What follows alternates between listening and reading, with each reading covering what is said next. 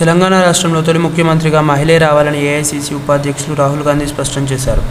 దీంతో తెలంగాణ సీనియర్ నేతల ఆశలపై నీళ్లు చల్లినట్లు అయింది. తెలంగాణ రాష్ట్ర తొలి ముఖ్యమంత్రిగా మహిళను చేయాలని ఉందని రాహుల్ గాంధీ ఆకాంక్షించారు. వరంగల్ జిల్లా మడికొండలో జరిగిన బహిరంగ సభలో రాహుల్ గాంధీ మాట్లాడారు. తెరాస కంటే ముందే కాంగ్రెస్ పార్టీ తెలంగాణ ప్రతిపాదన చేసిందని రాహుల్ గాంధీ తెలిపారు. తెలంగాణ ఏర్పాటులో టీఆర్ఎస్ పాత్ర ఏమీ లేదని, టీబీలు రూపకల్పన దగ్గర నుంచి తెలంగాణ ఏర్పడిన తర్వాత రాష్ట్రానికి అవసరమయ్యే వాటన్నింటినీ కాంగ్రెస్ పార్టీ రూపొందించిందని చెప్పుకొచ్చారు. తాము తెలంగాణ రాష్ట్రాన్ని ఇచ్చేందుకు ప్రయత్నిస్తుంటే పార్లమెంట్లో బీజేపీ, టీడీపీలు అడ్డుకునేందుకు ప్రయత్నించాయని అన్నారు. వారి అడ్డంకులన్నింటినీ అధిగమించి జూన్ 2న తెలంగాణ ప్రజల కళ సాకారం కాబోతుందని చెప్పారు.